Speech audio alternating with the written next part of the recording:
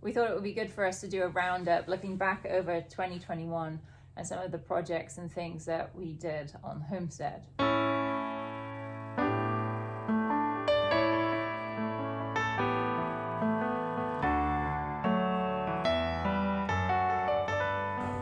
Tail end of December, and then January we worked on Sterling's stable. This is our other horse, Sterling, and he doesn't like having a rug on him, and he doesn't mind being out in the cold. So we have this little shelter. We needed this windbreak. It's not finished, but this is all 90% of it is oak that came from our property here. And yes, this horse shed is cladded with white oak. That's some legit stuff. And the tin we had laying around, we had it from our other projects where we used tin. Everything here, this entire shed not one dime was spent on the wood. So the tin was left over from another project. The screws we bought a box of screws, so that was $30. And then some of the wood in the back for the siding, that's decking from another job I had from work that was left over. And the window came from our junkyard from our previous owner. And yeah, just was on the using what was at the homestead. And then obviously all the oak, this is all the wood here, this is oak, and this is white oak, and all that cladding on that side is all white oak or black oak. This guy's an ash, but anyway, they're all pieces that came from this place. So not only has he got a shelter, but it has a big viewing window out the back. So. That was good for him, being a young horse who has previously never been stabled, and so this was really his first sort of introduction to a sort of a stable or a field shelter. And actually his previous owners thought that he would never go in it, but he uses it, and it keeps him out of the wet and the wind, which is great to see. So, and then you put on that big sliding door. Yeah, the door was so that originally we just had a hay bale outside where we feed used for both horses, and then so we each night pull off hay. I also built a platform, a little deck, call it, and that was already together. It was about a 6 foot by 5 foot deck that were boards already stuck together, and I just took that whole entire section, raised it up on some posts I dug in the dirt, and put a ramp to it so that you could wheel a wheelbarrow right up to the side of the stable, and so that you just offload the hay without going in the pen and you just don't have to get inside where he is. So it just makes it easier, saves some time. And it was cold when you were building that, right? Do you remember the temperatures last year? A love offering? Because you love me? Very kind. How are you getting on? I'm fine. Yeah, I'm fine. It's like -2 out here. Is it? Is that with the wind chill? No. That's just the air? Uh-huh. I don't even want to know what the wind chill is. It's freezing. Are you recording? Huh? Are you recording? Uh-huh. I can't find any more of this. I float right along when I had this stuff. I'll go look for you. All that garbage. No, it's not garbage. It's harder to manipulate. Uh-huh. It works. But Well, it's using what you got, hey? Using what you got. Being resourceful. But it's such a good feeling to be able to use what you have and know that, you built that basically, saved us thousands of dollars just in the materials that went into it. Oh, sure. The only thing I bought was, I guess we had the rail we had bought for the double stable, which we didn't end up using.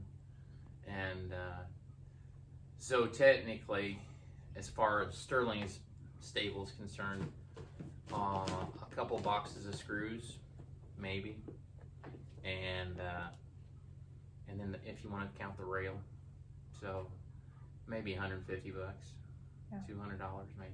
It's awesome.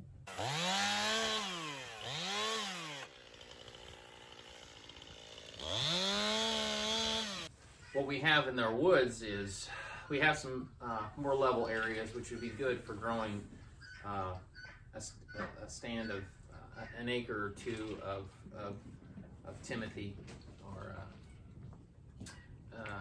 anyhow, so a pasture mix, a forage, maybe light on the clover. Anyhow, the idea with all that standing timber is to knock a lot of it down, cut it down, and to where we can get more sunlight into those areas and get rid of the underbrush, and so that we can start growing some more grass and make it to where we have another pen for the horses on top of what we have now. We got by pretty good in the summer, but it was just a matter of managing the rotation and obviously supplementing it with hay still. We're still, because a horse is not, it's not good for the horses to stay out on a rich pasture. You're just going to end up with more problems. So it is also, we're dependent on hay, but it's necessary as well. But to be able to have the room, the space for them to graze in a separate area as well, and it's just good management of your land to rotate in different areas so that it gives opportunity for the grass to get back up and grow and that kind of thing. So this is the tree. You can see right there at the bottom. It's clean through, but it's actually hung up there on, there's two other trees that it's caught on. And the danger is that it could actually, well, there's a number of things that could happen that I've been told about. So, but the one thing we don't want it to do is to shoot straight back through the fence. So, see what Caleb does.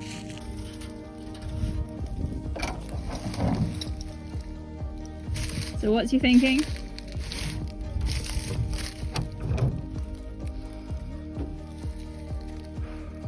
Like in 15 seconds or less. Chain, pole, should come down some. Okay.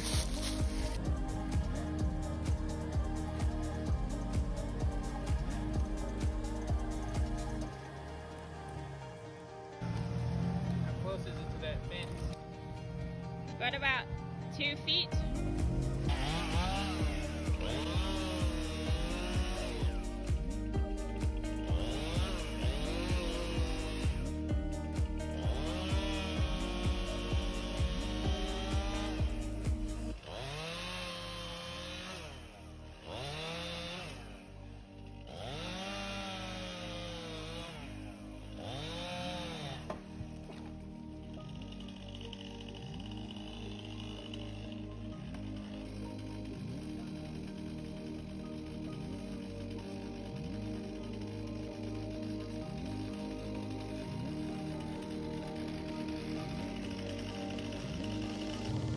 Got a second rope to try pull it clean down.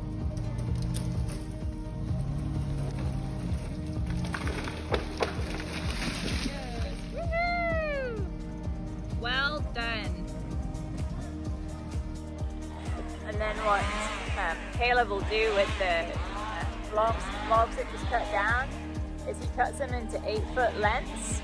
So we can transport them to the sawmill and then start milling them to make the fence boards that we need. So we can get post and boards out of this. So it'll all be put to good use. So April was not a good month for me, and it was my first real introduction to the woodland wildlife.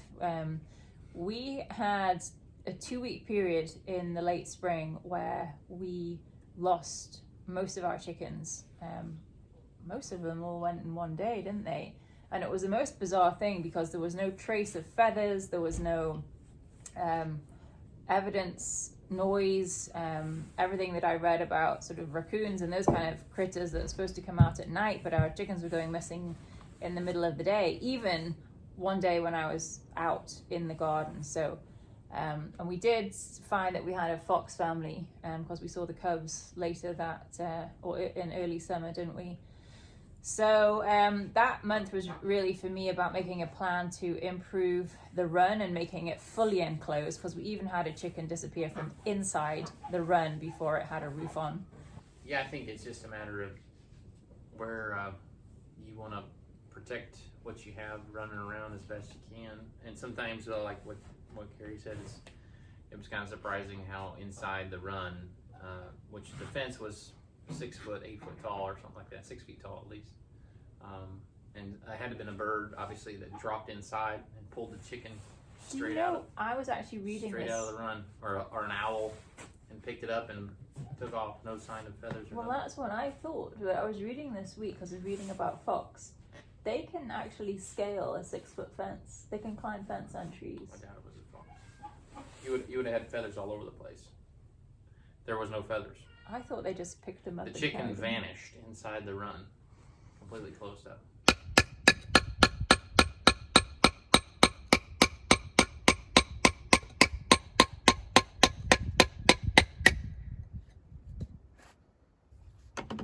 Hey! Finally. With our house remodel, we needed to get it. We had a furnace installed, a new unit, and with that also came the exterior AC unit, which needed a pad to be resting on, and the back of this house slopes, so it needs to be leveled, etc. So I built a raised platform to get it up off the ground a little bit higher up, and I wanted to sit on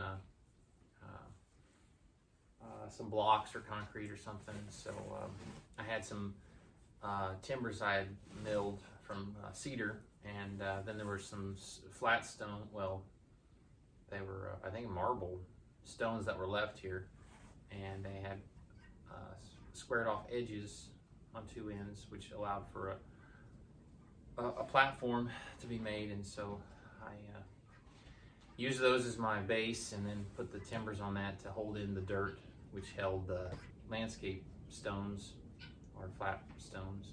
I remember that being a really fun day because you were working on that project, and then you needed sand, and so we took the horses down to the creek, and of course Double was the one that ended up hauling the sand back because Sterling doesn't know how to pull yet, but it definitely served its purpose, and you got the job done. It looks great. So last year we didn't plant as much as we had done in 2020, and that was because I was definitely turning my focus towards other areas of the homestead. So establishing some flower beds.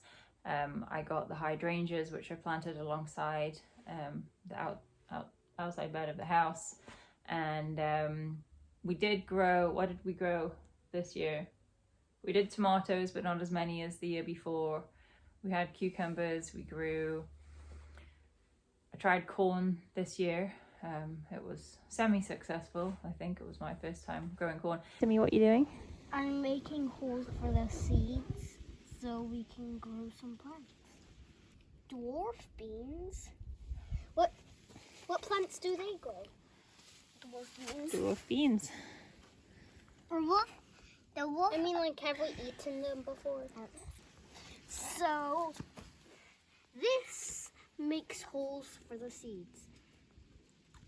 If it goes up to this line, it means 1 inch, 2 inch, 3 inch, 4 inch, 5 inch. So we can pick out what we want. Here's some of the flowers. I love flowers. We want to try, and Lucy's going to do those. Well, May is when I had my surgery, so I had a surgery too. That's right, you had yours. Yeah, and then after that, I was not allowed to lift anything. Yeah. For a while, so that was 6 weeks. Yes, I remember that. That was my May. Yeah. So Some of June. So yeah, and so I definitely had enough tomatoes to still put away for the year. We're still eating tomatoes that we grew now, and we had some fresh things. But we grew some potatoes and some onions and garlic, but it wasn't as significant as the year before, I don't feel like. Oh, no, yeah. Definitely scaled back. Well, heading into the summer, we had some big changes going on in terms of our sort of work-life balance. So coming off the bed rest now, and I had transitioned from, I was a carpenter working for somebody else, and to where I became self-employed. And one of the goals down the road would be running the sawmill for a business. So that's starting to happen more. And but in the meantime, it's been a lot of I've had more or less a handyman business, but and house building still. So that's where I'm at with a career. Yeah, and we were trying to get to a place whereby, I mean, the great thing is it's given you flexibility to sort of be here, rather than sort of, you know, your time is managed by somebody else. You're managing your own time. And the time away. Well, I would drive further for work, and now I'm actually working closer to the house in a lot of projects, so that saves the commute, so to speak, and which isn't, the commute's really nothing, but that helps.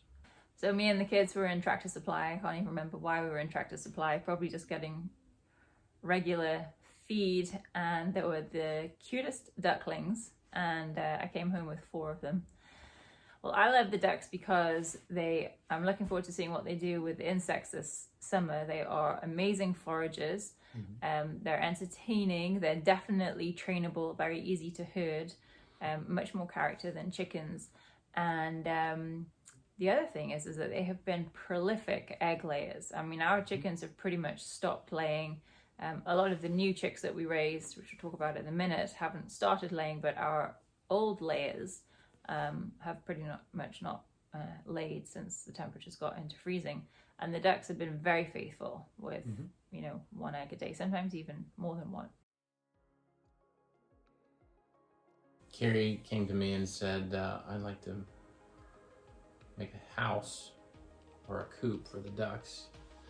And so I think there's been a video or 2 of that, right? Yeah, we can link the video here. Okay.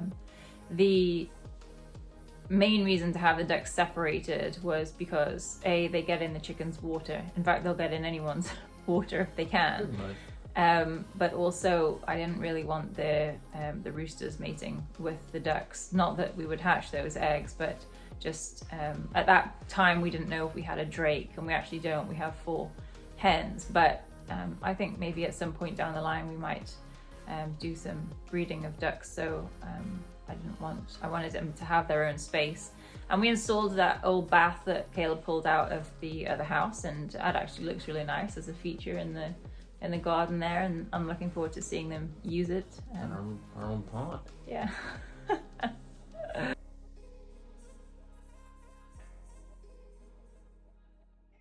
Oh, in August you also built that hay arbour for the horses, so a shady spot because... Yeah, so the summer brought a lot of rain, which, because we are limited in pasture, we had to use hay. Of course, we'd bring a hay bale. We've been getting hay from my dad, and he had some fresh cut stuff, really good hay at the time. And then, unfortunately, when the rains came, that hay over a few weeks span had soaked up the rain that had come down, and anyhow, all of a sudden that bale was completely rotten and moldy. Didn't help with the humidity and everything that the summer brings. Obviously, hay's better to be fed through the winter or in smaller batches, that kind of thing. So we just had a big, large bale. Anyway, we needed to do something to keep the water off of the bale, and we looked into different options as far as like online you'll see I guess what you'd call a windy house, just like a plastic hut or fiberglass hut that sit over a big bale with holes in it. And of course, those are $800 or $900 each, or $1,000. So we thought, what about a tall structure that has a roof that just keeps the rain, for the most part, off the middle of the bale, if we could get a hay bale inside there. So I had the posts milled from the trees, and in one day, I think. It wasn't nothing extravagant, but it worked. Probably an 8 by 6 structure with a roof that it was able to put a bale underneath of it, and it has the posts on it so that it's up off the ground about, I think, 8 feet. And so it's enough to get what I do is push a bale off the back of a truck, off the back of my pickup, and it lands basically, if I can do it right, I'll push it off, and it'll have 2 rolls and stand on edge right underneath the shelter. Depends on how I back the truck up. So that garden, that arbour would really look nice in the garden, I think. Yeah, I think done a little different. Yeah, it'd be a nice little addition.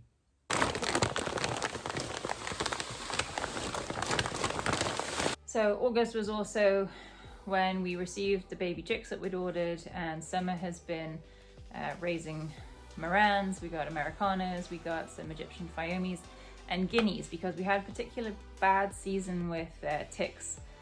I think one of the things that does happen is that the ticks come in from the woodland and get on the horses, and then the horses obviously bringing them back to the area that we are sort of facilitating, because me and the kids were definitely getting ticks without going in the woodland. I know you go in the woodland, and you know you pretty much expect to pick up a tick if you're going to go walking in the woods. For sure. Same with a field, any tall grass or anything. But just sort of being in and around the area where we're planting, and I think that the ticks were coming in on the horses and then dropping off. And anyway, so the idea of having guineas was to, you know, hopefully this year see if they can do what they're known to do, which is to reduce the tick population. This is my favorite bird. Her name is Parakeet, and she is an Americana.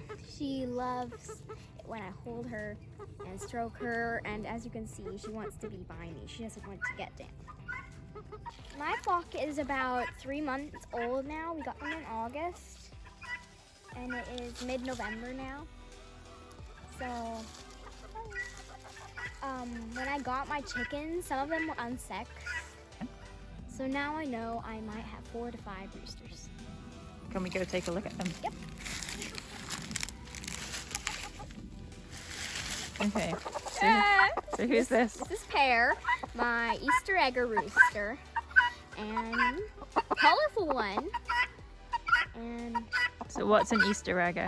Easter egger, it's a bird that lays colorful eggs, but he's the son of a female Easter egger. He hatched out of a colorful egg, so he can mate with the Americanas like Parakeet I showed you earlier, and there'll be more Americanas or Easter eggers. Is he friendly? Once you hold him, yes. He doesn't like being caught at all, though. Chased around. He'll just run and squawk and run, won't you? After getting some time to work on the house, that was the next project. It's been an ongoing project, but early September, late August, was able to make a big dent, and that was getting a container or a dumpster to put a bunch of stuff we would tear out into the dumpster. So with old drywall and carpet and tile and different things that were part of the existing bathrooms and so the bedrooms, obviously. So that was a big few days to tear out a lot of stuff to get everything to the bare walls on the inside, and then also to follow up with installing and replacing windows and installing siding on what we call the white part of the house, where it's a different color. So anyhow, we will probably go with white vinyl siding on the rest of the house one day, but for now what we can do is just that side. And so that was a big part of the summer months, obviously, to have that time to get the siding off and open up the wall to put in a window, or we put in, I think, 5 windows over there. There's one in the basement and 4 in the bedrooms and 1 in the bathroom or something like that. So anyway, it all worked out, and I think as the time allowed and with weather and different things, it was about early October by the time I finished up the rest of the siding and window install for button up for the winter months. So, and now currently working on the inside and partitioning out the walls and getting going with that. So in October, we had a bit of a road trip, which was great. We got to go to Homesteaders of America. I'd been invited there as a guest speaker last year, and I really enjoyed being able to share my knowledge on horses, but more so, I think being able to meet up with other homesteaders and a lot of the families that we have connected with on social media, both on YouTube and on Instagram. So it was really good to get out and connect and see what other people are doing and other people's businesses and just network a little bit. And it's a really great event. Yeah, it was fun to see what they had going on, and as far as just, I think, meeting the people that for me, I had heard of more than just interacted with online, but some good folks to share the similar things they have going on with their lives and their different farms and whatnot, to be able to have that in common and swap ideas, etc. So it was good. Who are we going to see today, guys? White House on the Hill. So following on from Homesteaders America, one of the families that we did meet was White House on the Hill, and it was great to connect with them because we discovered they live in Missouri and actually only a couple hours away from us. So we took a road trip down to visit them and see their homestead and talk to them about all things on the homestead and also behind the scenes on the homestead, because they run a great YouTube channel, and so it was really good to connect with them on that level, and hopefully they're heading up this way in spring to come and see us. We're going to be helping them out with something as well.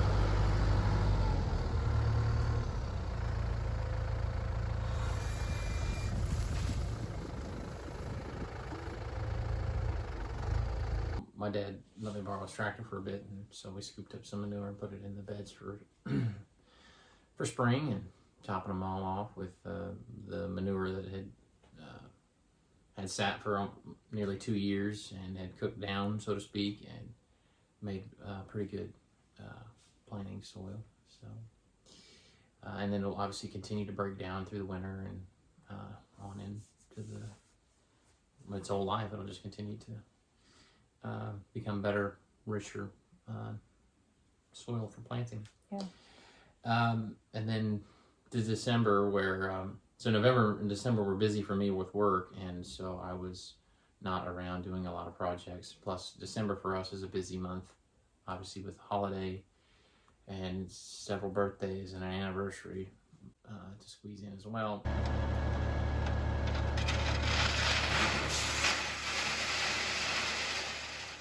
One of the final projects we did manage to get done was pretty much back where we started, and that was finally putting an end to the mud in Sterling's pen. That pen has been an absolute mud pit since we put it in, and this winter we decided that we wanted to get that solved so that Sterling doesn't have to stand in the mud, and make it a bit better for him in there.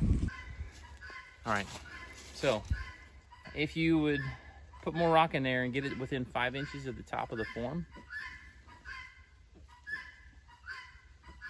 So you're already halfway there.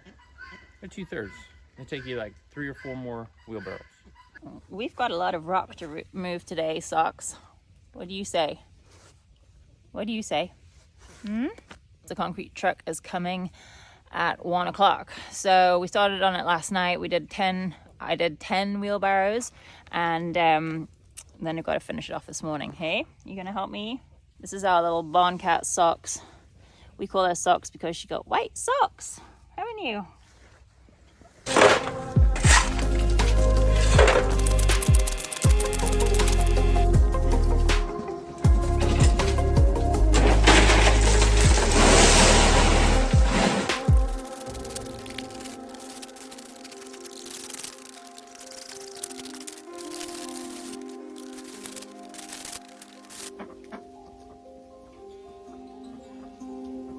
You guys are like super interested in what's going on here, huh?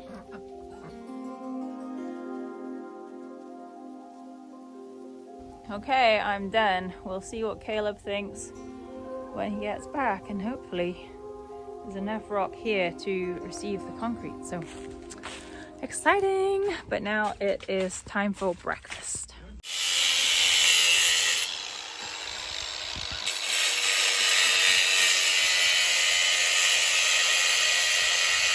These old cattle panels are so handy to have around.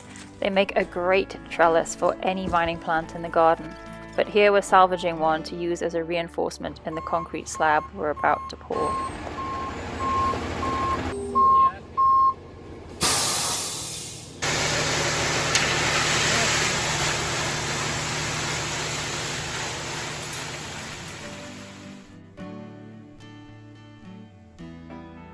This was my first experience of seeing how concrete is poured, and the key is really being ready for the truck. We had ordered 2.5 cubic yards to fill the depth of the form that Caleb made, and once the pour started, it needed to be moved into place pretty quickly to avoid it spilling into the areas where we didn't want it. That bucket lad? Just wherever. I'll need to clean out too. Papa! Huh? You? What are you doing? I'm smoothing it. After we dip it in here. It looks like hot chocolate when we put hot mud in here.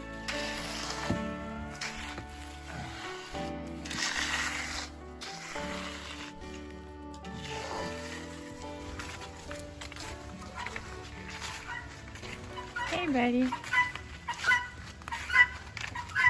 Well, I'm happy to say that the concrete pad has done its job.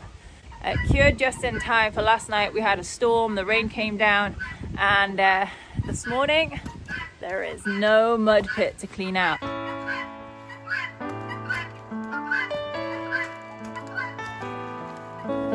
From the valley to the border, from the river to the rolling hills, voices calling out from yesterday.